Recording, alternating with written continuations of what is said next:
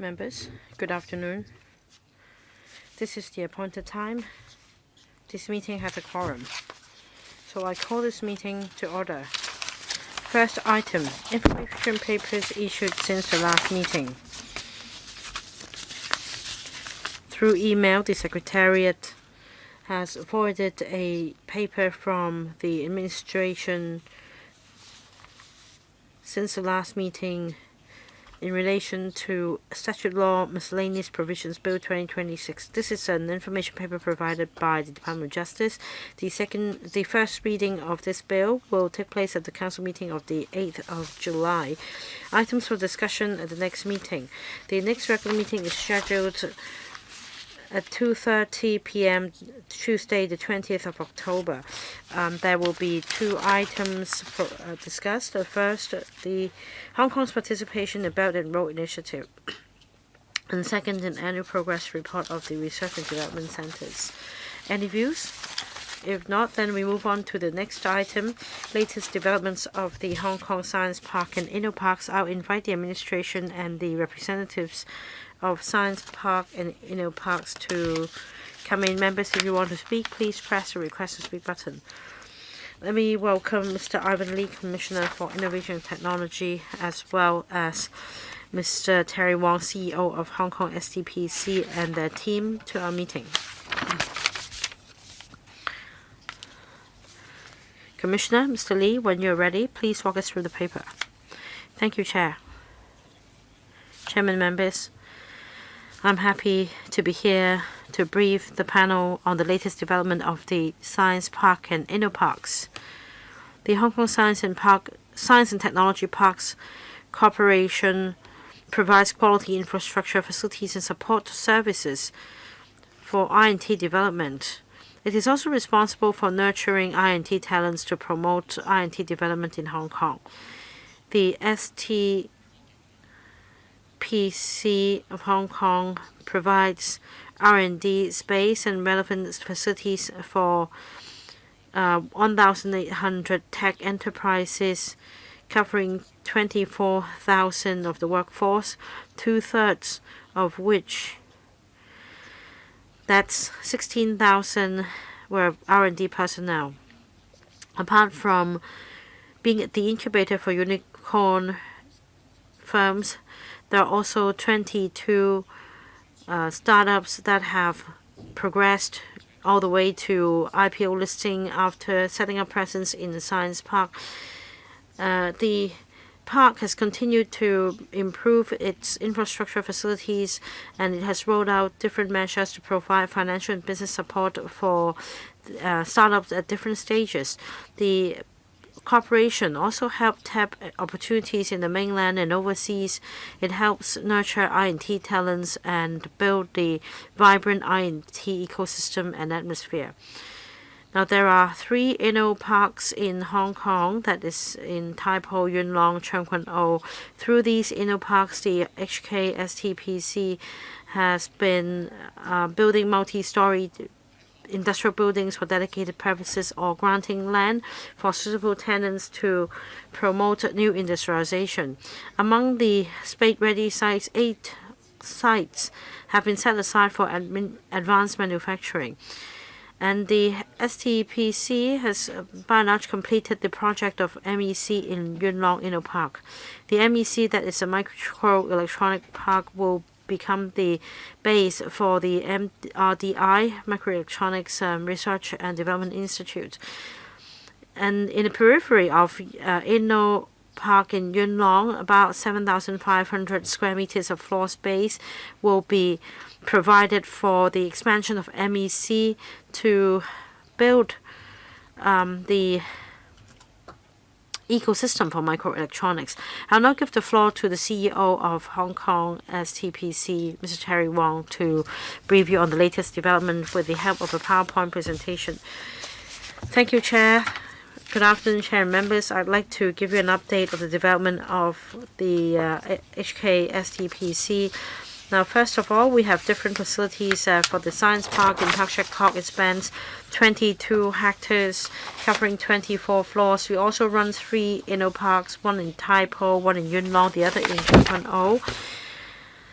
In Kowloon Tong, we have a building dedicated to innovations called INT Innovation Center. It focuses on green tech and building technologies.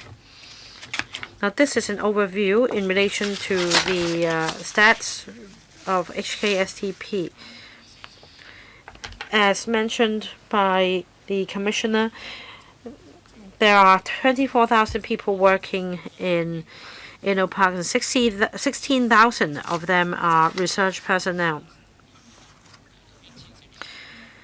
There are 1,400 startups in Science Park, and together with the InnoParks and the Kowloon Tong building, we altogether have 120 startups. 180 of them are in operation. In our ecosystem, these enterprises have come from 26 countries and regions. Since the establishment of our corporation, we've nurtured and incubated 13 unicorn companies. 5 of them started from scratch in the mainland. So we have recorded success cases. I mentioned InnoPark, Science Park, and the Kowloon Tong building. Altogether, they provide 240 hectares of land for the promotion of INT development in Hong Kong. Through establishing different networks for stakeholders, will continue to provide an incubator for companies. For example, we have over 500 collaborating partners in the public-private sector to help us with R&D and commercialization of R&D outcomes. And through our network, over 150 co-investors help us with financing.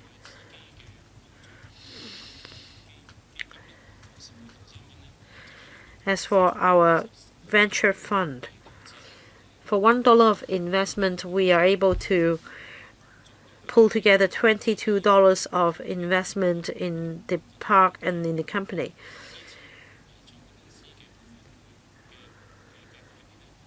To sum up, in relation to our fund and our support through incubation programs, 117 investment portfolio companies have taken part in investment to a tune of 1.8 billion Hong Kong dollars. We also provide training to startups at various stages of development. From scratch, under the ideation program, we provide $100,000 of seed money for the startups to grow. So far, 3,300 companies have benefited. And when the startup progresses to, say, the creation of prototype, or when they're at the prototyping stage, we have another program called Co-Acceleration Program, so as to provide more funding support and a wider network for them to take part in R&D work. For more mature companies, before commercialization of their R&D outcome, before they go global or get listed, we have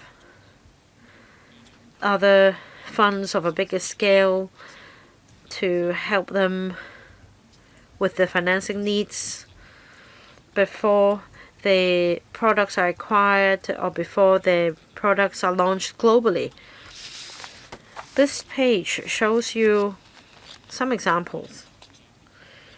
As you can see, there are collaborating partners both locally and overseas to help commercialize the R&D results of startups, including private entities, banks, in different sectors. On the hardware, we run a number of labs. We provide computing power to the tenants of the park as well. Now on InnoParks, I'd like to brief members on the latest development. As mentioned by the Commissioner, in relation to the Microelectronics Center, in February this year,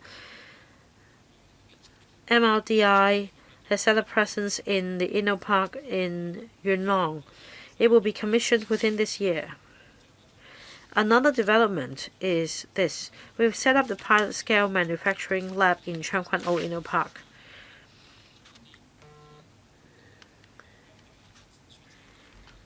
The purpose is to provide facilities and make arrangements to facilitate entities focusing on R&D, prototyping, and pilot production. This is one of the initiatives to help startups in the park in progressing to the piloting stage. The next point is that, as mentioned, we have collaborations with private entities in the business sector. They help try out our R&D outcomes before a full launch in the market. And then we will help promote the products in the major strategic markets before going further to other new markets extensively. This year, we helped them go global. For example, we led business missions on 25 occasions for them to conduct overseas visits and take part in exhibitions with very good results. On the nurturing of talents with step-up efforts, we nurtured talents from the secondary to university level. Last year, we rolled out a new program called Talent Foundry. For tech students who are still in school, we invite them to receive training at the workplace in the park so that they have a better understanding of the workplace experience and that they will be able to explore their aspirations upon graduation. We also have other summer internship programs. For example, we provide 450 internship opportunities to local and overseas students under the Global Internship Program. We have a university network. Through this network, we provide training activities, training opportunities, such as competition of robots, so as to promote the flow of talents and the sharing of knowledge. On recruitment, we have launched a number of major recruitment fairs for local job seekers as well as companies in the Greater Bay Area. We help match talents. Over 5,000 people took part in the major job fairs. This is an encouraging result. In the end, upon interviewing 500 or 600 interviewees, 100 to 200 people got job offers, and we'll continue with this initiative. On AI, this is a major area where we'll continue to provide our full support so as to further strengthen the development in this regard. And that means we'll work on various fronts: talents, investment, data, growth engine. We will prepare sandbox programs and other activities for park companies to join hands with a cooperation in R&D work. And we've also done a lot in terms of these four fronts. We'll continue to strengthen our efforts in this regard. Apart from being one of the fields in the R&D sector, AI also empowers other related fields such as life and health tech, microelectronics, green tech. Again, we'll focus on better leveraging AI in the R&D process. The next point is about accommodation.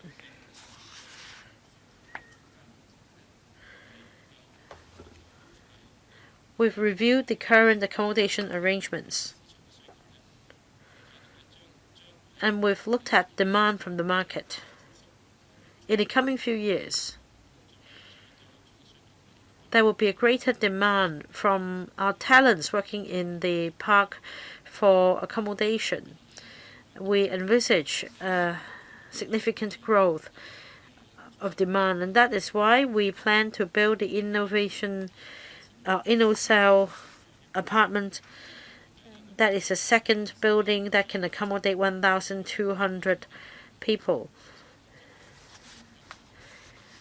We expect to complete the work by the first quarter of 2031. We're now ironing out details with the various government departments on changing land use and organizing site formation. As for design, we have just consulted the Sha-Tin District Council. We hope to commence works in the second or third quarter of next year. That concludes my presentation. Thank you. I'll now open the floor for members to ask questions. I can see that 8 members have pressed the request to speak button. For the first round, I'll assign a 5-minute time limit. Let me read out the order in which members are going to speak. Mr. Dennis Leung, Mr. Jimmy Dr. Thomas So, Mr. Alan Chen, Professor Michael I, Mr. Wen Kip, Mr. Ray Wong, and Mr. Hong Kim, and Mr. Dennis Leung.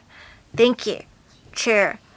I'm mostly concerned about the prospects for talents. And the FTU is also quite concerned. According to paragraph 12, it talks about the work of the Science Park on recruitment. There are some 2,000 positions and 5,000 odd attendees. And the officer actually said earlier only 100 to 200 individuals got hired. I think it started back when there was the pandemic. There is a mismatch between labor demand and supply. Starting from last month, we saw on social media a news report about one who worked in IT but had to work in other odd jobs because they couldn't find a job later.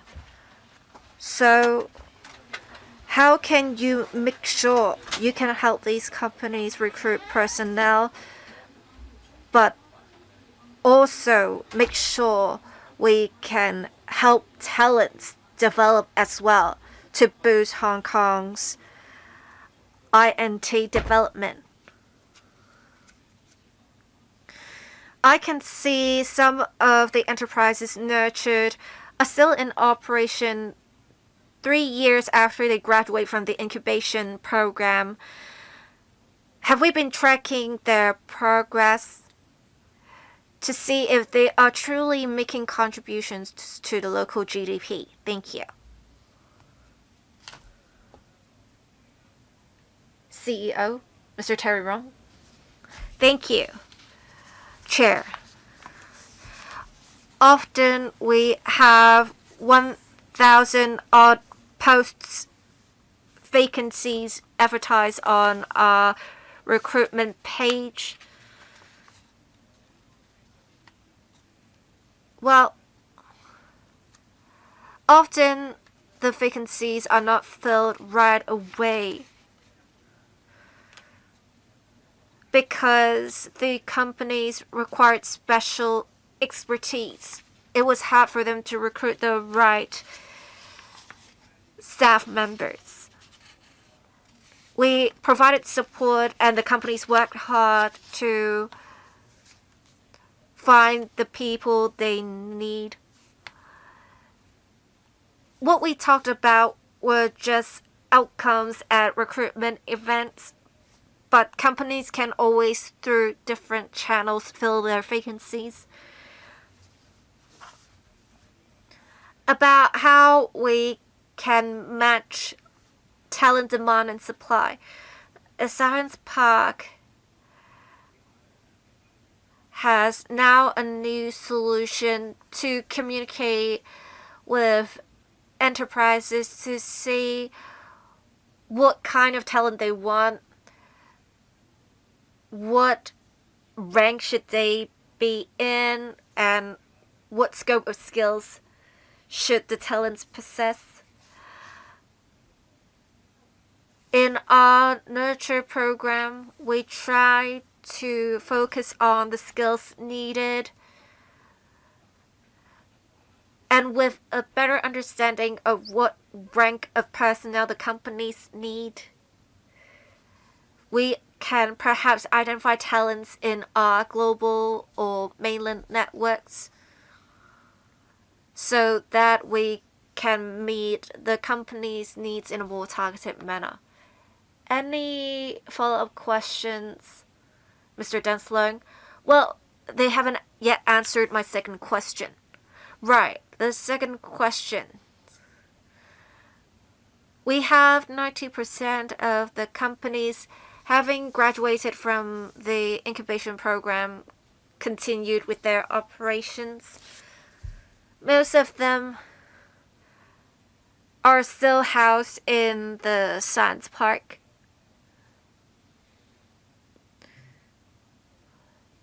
In fact, for the people we trained, we also have an alumni program.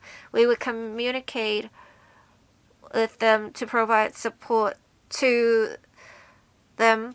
And for the companies, after they graduated from the incubation program, we won't just neglect their needs. We have different platforms to meet their needs. Thank you. Mr. Jimmy, thank you, Chair. A science park company set a 55% utilization rate goal for one of the centers. I can see from the utilization rate, it just met the goal that is for the Advanced Manufacturing Center. How can we further enhance the utilization rate for the Advanced Manufacturing Center? Will we set a new goal because we have already hit the supposed target? Now, InnoCell 2.0 will commence works in Q4 of 2027. I want to ask, once completed, will InnoCell 2.0's rent levels be linked to market rent just like before? Would you consider charging less so as to subsidize the accommodation costs of talents? Thank you, Mr. Terry Wong. Thank you, Chair. Let me first answer the question on utilization rate of the Advanced Manufacturing Center. In the past year, we have been trying to promote to enterprises to encourage them to make use of the premises of the Advanced Manufacturing Center. We have rental concessions. We also try to reduce companies' one-off costs for moving into the park or the center.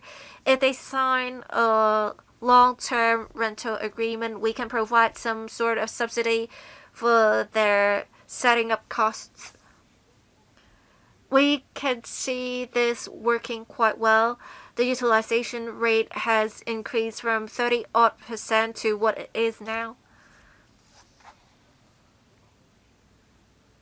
We have also been recently getting in touch with several companies, and we have perhaps 2 to 3 companies that have already confirmed that they would move in. We have some more.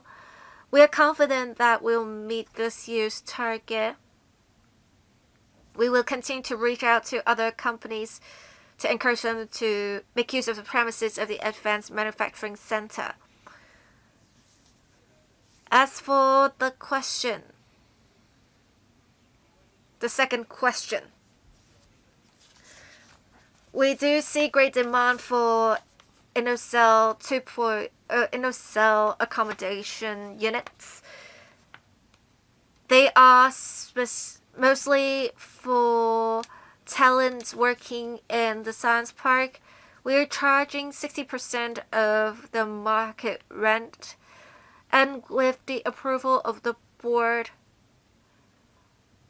we want to subsidize even more of the rent, upping it from 60% to 85%. This is to facilitate the sustainable development of the park, as well as to benefit more talents.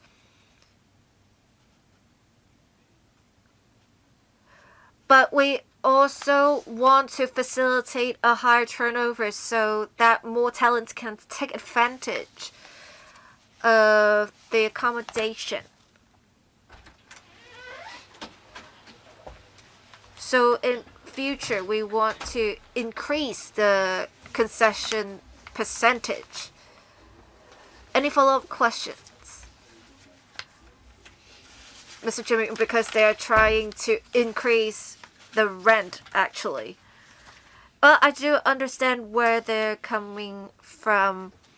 And in turn, that will reduce the income of talents. We are trying to attract talents. So I urge the park company, the park corporation, and government to really reconsider this, because this may impede advanced talents from being attracted to Hong Kong.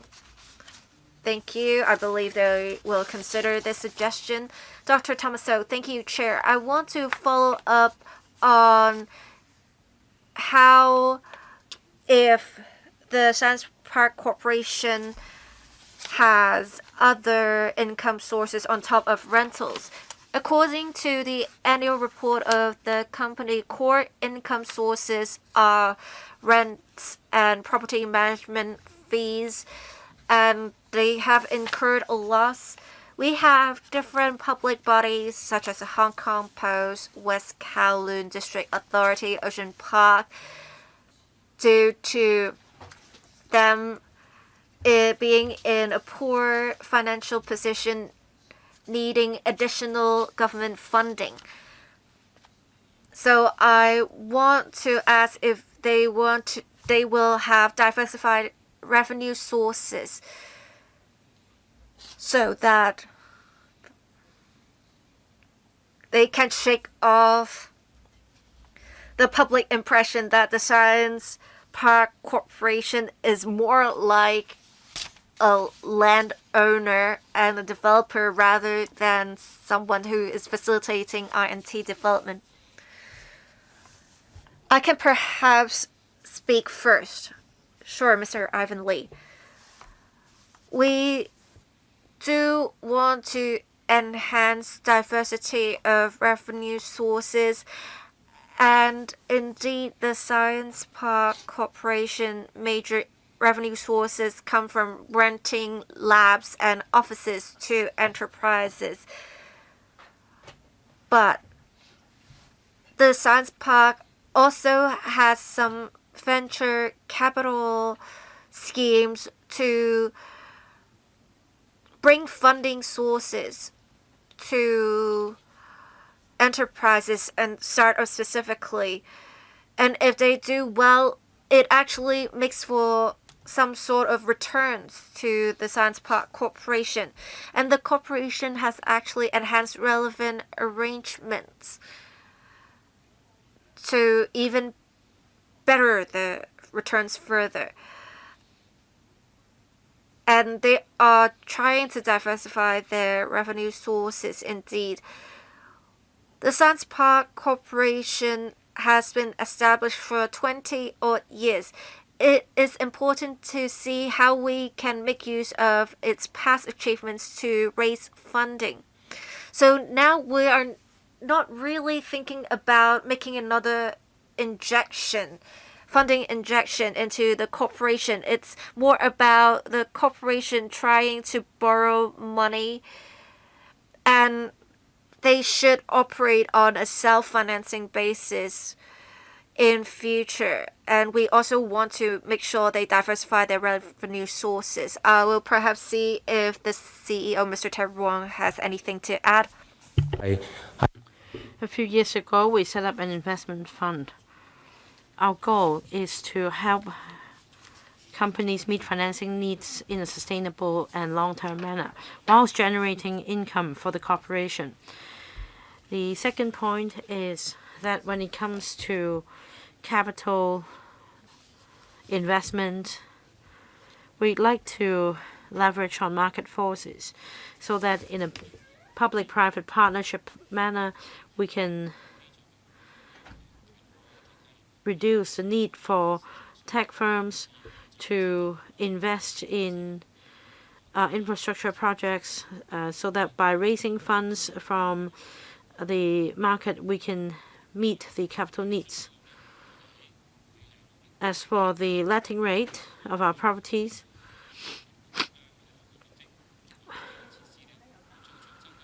we will do our utmost to make sure that our floor space or the working space can be leased to the highest efficiency so as to optimize use of resources and generate income. Mr. Alan Chan, I have 2 questions. First, now I can see that for the INT firms in the corporation, it's a 38% occupation rate, for biomedicine 21%. Our country has defined 6 key areas, but then I see some examples. For example, in the Greater Bay Area, like Shenzhen and Guangzhou, we are not faring as well as the Big 6 in Hangzhou, and then the innovation circle in Guangzhou, Shenzhen. People have moved to Shanghai, Suzhou, Hangzhou, and also other places, Wuhan, Changjiang, Hefei. Unexpectedly, Hefei has become the most advanced place in China now because of quantum computing. Quantum computing is defined as one strategic area of our country's development, but then it seems that we are not heading in the same direction. So what competitiveness will we be able to maintain in the future? So my question is about Hefei. They have advanced manufacturing and the frontier technologies, but not us, because they have the transient memory technologies. And in Hong Kong, we're the largest international financial center. We need to support the high-tech firms to go global and get listed. And we're also the largest wealth management hub in the world. There should be a lot of VCs, but the matching rate is low. So what is our problem here?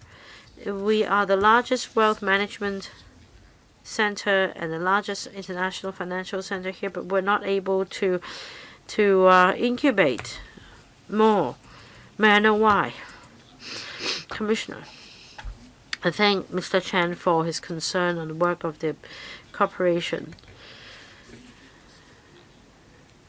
First, let me explain the clusters. Now, these are clusters designed some time ago. This may not reflect the most up-to-date situation. For example, for emerging technologies, they may include biomedicine and also AI, and also how AI is used to speed up the development of drugs. So I think in the future we may need to devise a better classification to reflect the ever-evolving development of INT. Mr. Chan's concern is about our position as an INT center. The STPC plays a very important role. Now, the government has promulgated a blueprint. We're going to take forward in full steam the development of the park in the Loop, the Sentient Technopole, and that will provide sufficient incentive for people to set up, to enterprises to set up presence here. And we also have VC funds.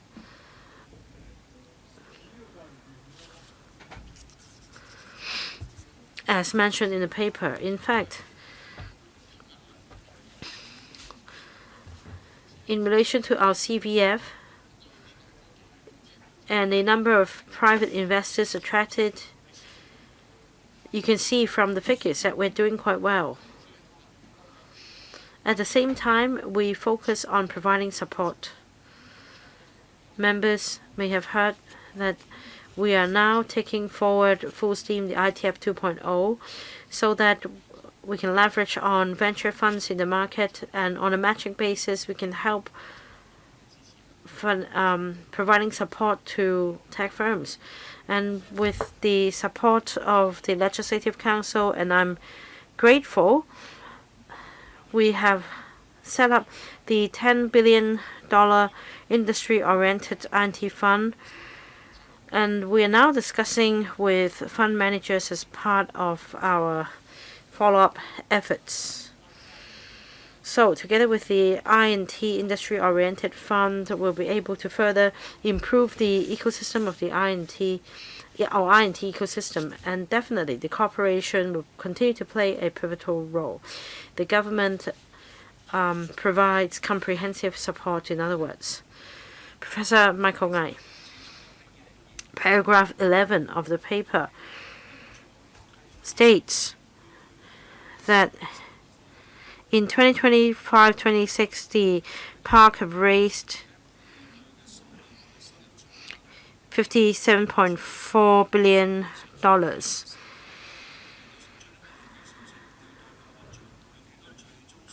However, with a total income of about $1.1 billion, it doesn't fully reflect the outcome of transformation of R&D results.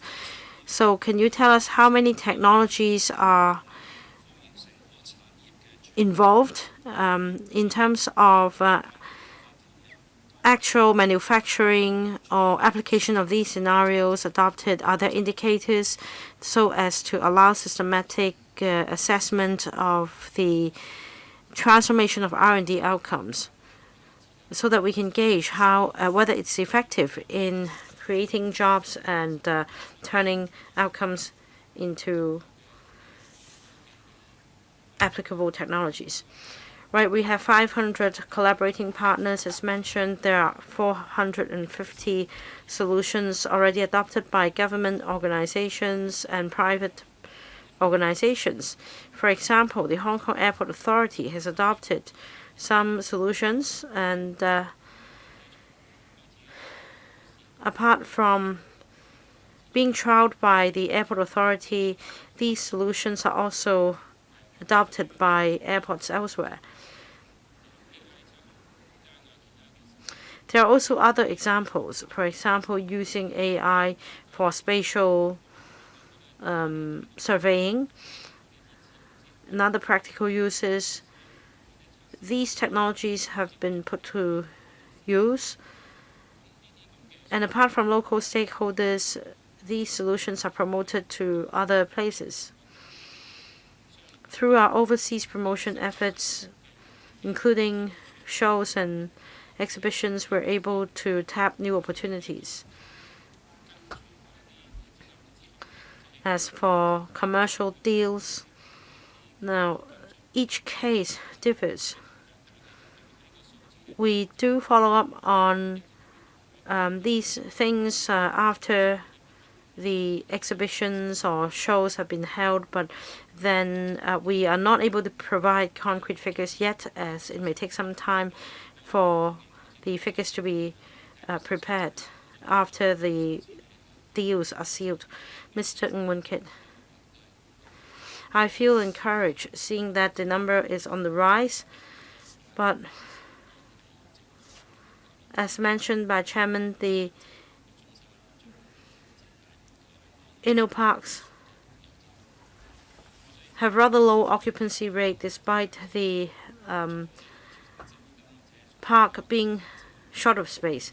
So my question is, apart from adjusting the level of rent and reviewing the spatial arrangement, are there ways to further enhance matching for, say, advanced manufacturing space and R&D talents?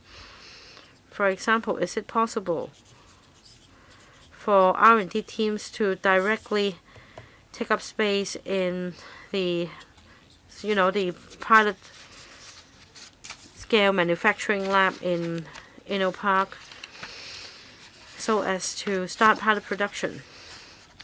And we have the 3 InnoParks, Cyberport, as well as the Hong Kong Park at the Loop. They all have different positioning. So my question is this. For these facilities, are there clear delineation of work? Are there separate development directions? This is something I want to know. Commissioner, I will answer the second question, and then the CEO can take the other questions. Mr. Ng has made a very good point. In terms of overall I&T development in Hong Kong, we have a very clear and well thought out plan.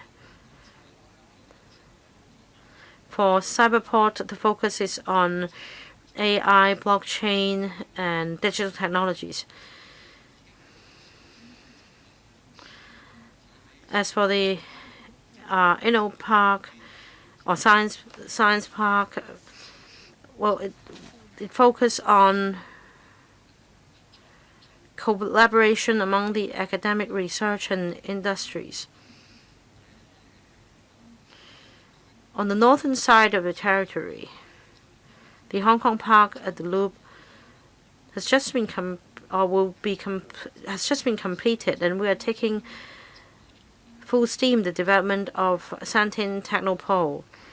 There will be integrated development to serve the country. It will also be the bridgehead of Greater Bay Area development.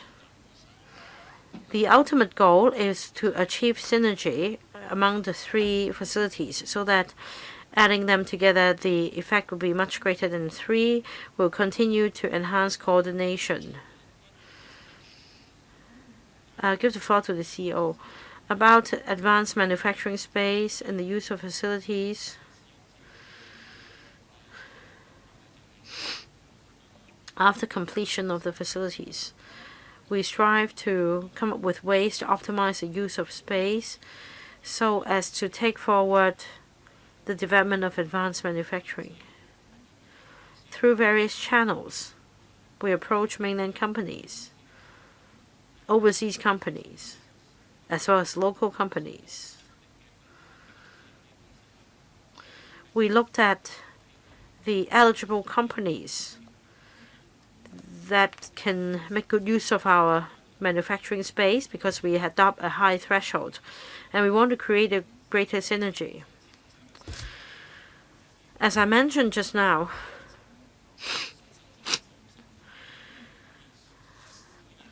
for our strategic positioning, we're turning the space into a pilot-scale manufacturing lab so that advanced manufacturing companies or AI firms can set up presence there to drive the development of the ecosystem. This can help enhance our R&D capability as well. Now, I can give you a very good example. This mainland company uses AI technology to check the compliance and safety of infrastructure facilities. Apart from conducting research and development, the company also conducts pilot testing. Once they set up presence here, apart from enhancing our technological capability, it can also help improve the ecosystem. So we leverage on different channels to attract these companies. Mr. Ray Wong. Well, I think when it comes to I&T and industrial developments, it's not a linear development. Rather, we're talking about different stages of development. So it is very important that we commercialize the R&D results of AI, microelectronics, robotics, advanced manufacturing so as to help drive transformation and upgrading of traditional industries and enhance productivity. I'm concerned about what's set out in the paper, and that is for the AMCs, the occupancy rate stands at about 55%, and for local industries, they have actively undergone digital transformation as well. With the introduction of AI, the workflows are streamlined, My question is this: when considering the applications, will the corporation consider, apart from the level of technology adopted, whether they can bring benefit to the upgrading and transformation of industries, and that whether this will become an attraction policy so that more companies focusing on advanced manufacturing with smart production lines can set up presence here, and that Hong Kong can become a very important place for high-end R&D platforms. Next, I'd like to talk about AI. I support AI, but I think the biggest value isn't about development of chatbot, but rather helping production lines enhance efficiency and improving quality of products. So in terms of promoting AI infrastructure and computing power and the relevant resources, will there be dedicated testing platforms and demonstrations so as to show how AI can help enhance workflow, quality of products, quality testing and assurance, supply chain management, so that AI can form the core of productivity? Right. Commissioner, thank you. Chair, perhaps I'll give a consolidated response to the members' two questions. On criteria for moving into the park, I will ask the CEO to provide a detailed response later, but basically, we do provide infrastructure so that whether it's traditional enterprises or emerging industrial companies, they can come to Hong Kong for advanced manufacturing. We also have other ancillary facilities. I believe the relevant authorities have introduced different funding schemes to them, say the new industrial acceleration scheme or new industrial funding scheme. The government will provide matching funding, and in the end, if they settle in an InnoPark, the enterprises will have less of a burden in start-up costs. As for computational resources, the government does have plans to develop relevant facilities, for example, the facility in Sandy Ridge. Last year, we also launched the Manufacturing Plus scheme. We are helping traditional enterprises do some small-scale upgrades. For example, installation of sensors and automation of certain simple manufacturing processes to enhance efficiency.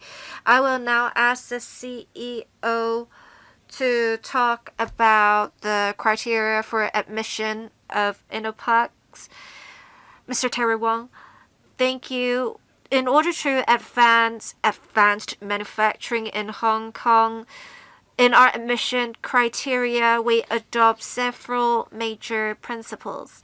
We have 8 areas for assessment, including whether the technologies provided are advanced, whether they are what we are looking for, will they provide advanced job positions, do they do R&D, how much can they supply what is needed locally, and whether they are sustainable. We will consider these different factors in our assessment. In terms of enhancing production, we do promote different technologies to enterprises such as AI-related technologies so that technologies developed in the park can be used in different enterprises in the park. Mr. Hong came in. Thank you, Chair. We have this paper reporting on the latest developments of the Science Park and InnoParks. I have some questions after reading this paper, and I'm hoping to get some answers. I am not clear about the actual returns for the $24 billion funding. In 2018-19, the government pledged to inject funding of $10 billion to the science park for specifically healthcare, AI, and robotics. I want to ask how much have we spent of the $10 billion now? What kind of indicators do we have to make sure the funds are used effectively? We have remaining $14 billion, including some loans. How do we determine the interest rates for repayment period? If the Science Park Corporation faces pressure in repayment, will they have to increase the rent levels, and in turn that burden is essentially shifted to the startups or enterprises in the park or parks? The new industrialization flagship facility has a relatively low utilization rate, and the Advanced Manufacturing Center in Chapguan-o, since its commissioning in 2022, only has an occupation rate of about 50%. It deviates significantly from those of other facilities. Why do we have a higher vacant rate? I have some friends that have inquired with you, and apparently they said your rents are more expensive than the rents in the commercial and industrial buildings in Kuntang. It's really hard to comprehend. Do you have specific measures in future to increase the occupancy rate to a reasonable level? I also want to ask about the Microelectronics Center. The Microelectronics R&D Institute has now moved into the center, and we also have 2 third-generation semiconductor pilot production lines that are about to commission. We will also have some top-notch enterprises from the mainland planning to move into the center and set up some production lines. I want to ask, by the end of this year, as you said, the facilities are to be commissioned. What are the specifically to be commissioned? And what stage are we in? Have we signed some contracts, or are we still in the stage where we're just discussing things? Thank you. Commissioner, well, there are 3 questions. I'll perhaps answer the 3rd question, and the 2 remaining questions I'll have the corporation's representative answer relevant questions. Mr. Ho's understanding is quite correct. Early this year, we have some production lines open, and we have some equipment arriving in the past 2 to 3 months. We have been working hard to assemble the lines. They are not immediately usable upon arrival, and it is quite technical to assemble the production lines. We hope that by the end of this year we can commission the 2 production lines. And under the INT fund, we also have some R&D projects to encourage the research sector, basically universities, R&D institutes, to work with the industries to formulate some R&D programs. This is what we have in mind for the Microelectronics R&D Institute. And in Yunlong, if we can have a platform that will attract relevant enterprises to set up operations in the InnoPark, that would be ideal. And in fact, if members have observed closely, with this similar plan, we have a top-notch microelectronics enterprise sign an agreement with the Science Park Corporation and set up operations in a plant next to the Microelectronics Center. We hope to have more of such instances in future. We will provide specific updates to members as long as we can disclose them in due course. I will perhaps ask Mr. Mack, Chief Financial Officer, to provide more details on the questions on funding. We have already approved projects amounting to approximately $9 billion of the $10 billion in total. We are mainly focusing on projects on facilities, ancillary facilities, as well as the safety testing center. Most of the funding went to nurturing the startups. We spent approximately $5 billion. We followed our plan in using the funding. Basically, as for interest expenses, we pay interest in accordance with the rate determined by the government. We have adequate capital to repay what we owe the government. There is no such instance where we will have difficulty in repaying the amount owed to the government. Chair, I want to provide some more details. Sure. In the Yunlong Center, we signed an MOU for the microelectronics facility. Well, we're about to sign the relevant agreement. We are very eager to take this forward. There is a strong consensus. We're just at the final stage of preparation. Well, there's one more question on the rent levels of the AMC. Right. Well, we have been trying to attract enterprises to come to the facility. We actually provide half-rate rent concessions. We also provide some subsidies for some of the startup costs in the first few years in accordance with the contracts we are going to sign with them. We have two other members who are waiting to speak. I will extend the meeting by 15 minutes. Is the commissioner okay with this? Sure, okay. Mr. Yeo Ming. Thank you, Chair. I do appreciate the Science Park working hard to attract businesses and investment, but I do have some questions after reading the paper. We have been working hard to foster a microelectronics ecosystem. In the Science Park and InnoParks, we have now approximately 300 microelectronics related enterprises. I want to ask about the distribution of the origins of the companies. How many of them local, how many of them from the mainland and overseas?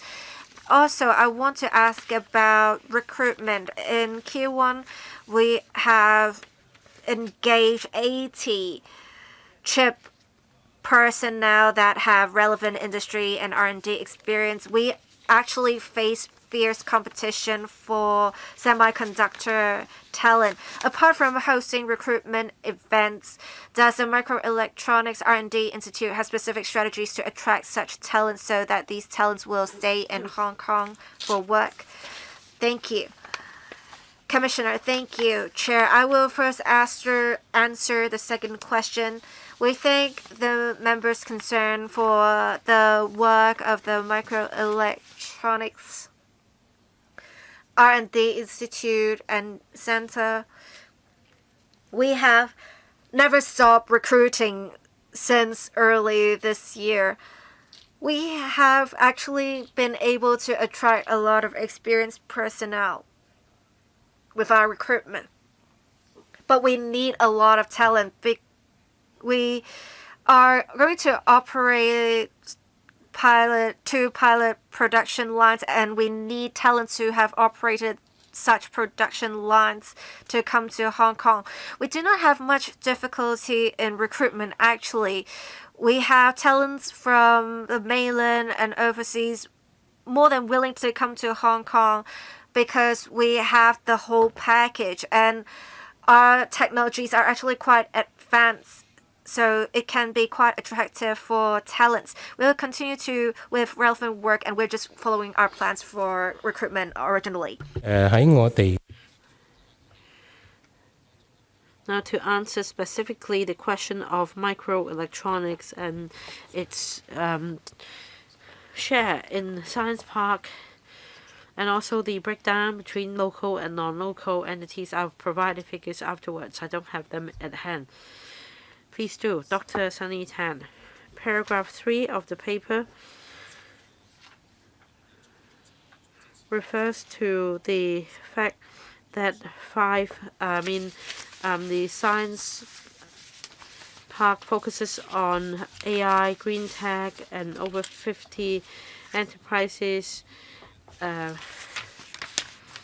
Over 50 visits have been made to Beijing, Shanghai, Tianjin, Hangzhou, Shenzhen for the matching and business negotiation on 300 occasions. Will there be more incentive to attract more enterprises to set up presence and go global from here? Because this is a major opportunity for us.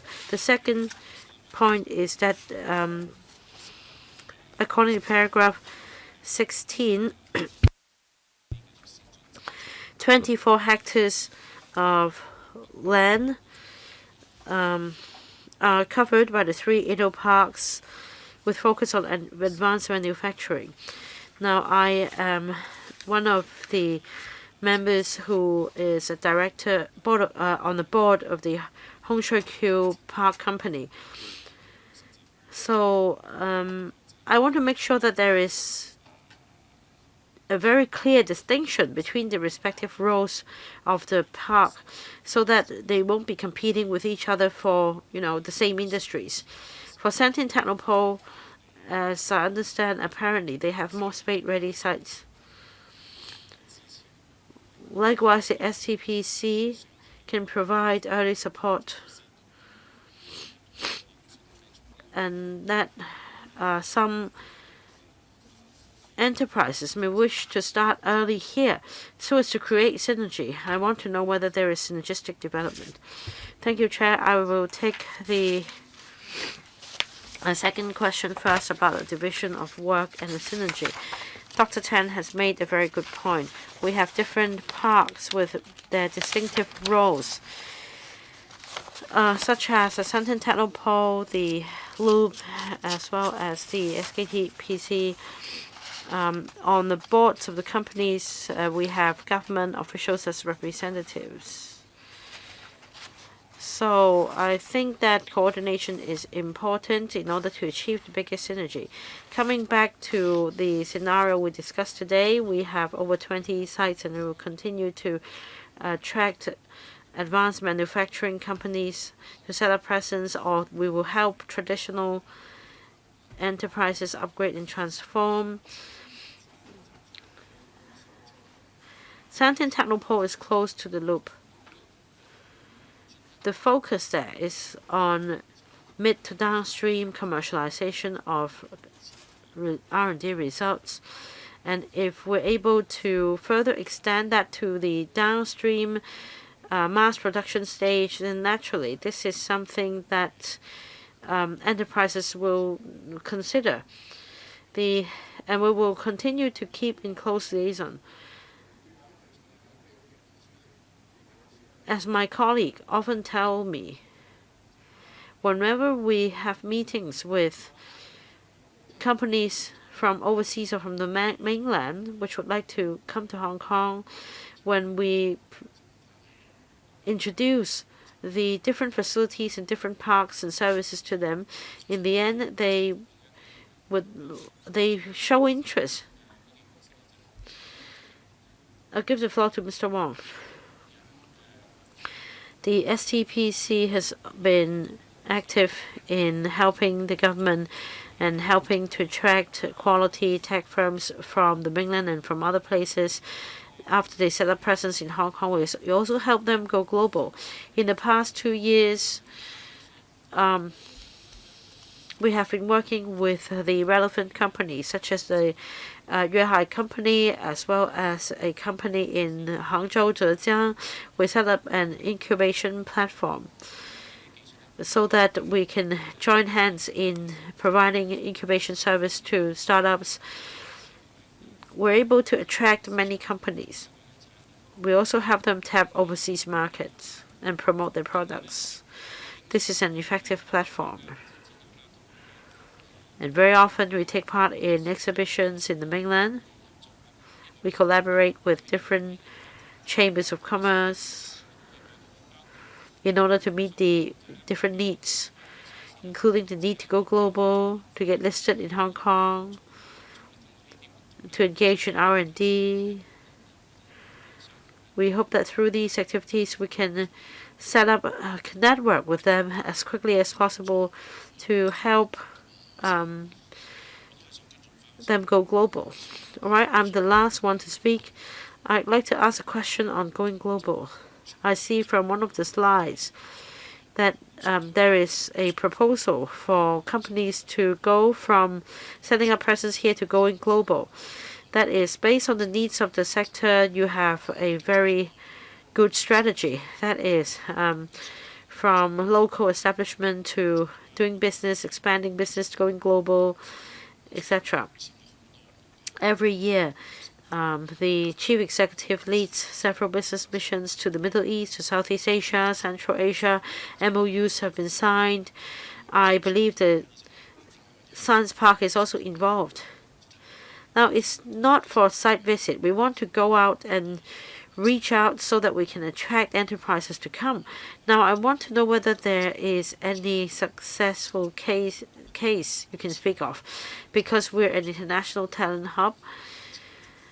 And we want to attract more companies and talents to promote development here. The second point is Hong Kong is an accelerator. We are the super value adder. We just heard about Hangzhou or Yuehai. I want to know whether there are more resources so that we can collaborate with the mainland. For example, we can provide professional services and help enterprises go global. May I know more about the resources put in to support this line of work and also the follow-up work entailed? I will answer the members' questions. Indeed, we have continued to expand our scope and the network. About signing expression of interest, helping enterprises go global. These often involve incubators in other countries or tech firms. After signing the MOUs, we begin the collaboration, including our partners in the Middle East. That is, we allow the parks to tap the markets of the other party and vice versa. When we have recorded successful examples, for example, Aqua Reef. This is a company on conservation of reefs. We also have another construction company. As for exhibition and promotion activities, in the past few months or past few weeks, we led the business mission to Paris involving some 30 companies. That's the largest. There is also the U.S. Bio. This is a U.S. company in San Diego. 41 firms were involved.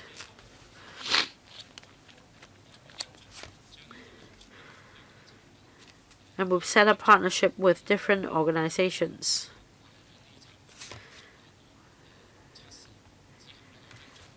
At the venue, the products are showcased, they are promoted, and they are brought back for testing. If suitable, a larger scale manufacturing will take place. Let me give you another example.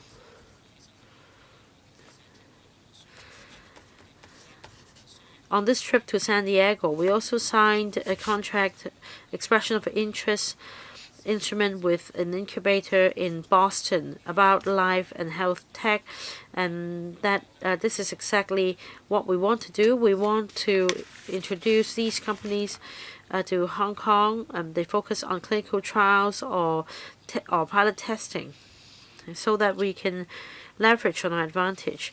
That ends the discussion of this item. Thank you, government officials and representatives of the HK STPC to our meeting. Next item, AOB. Nothing under AOB today, so that's the end of today's meeting. Thank you.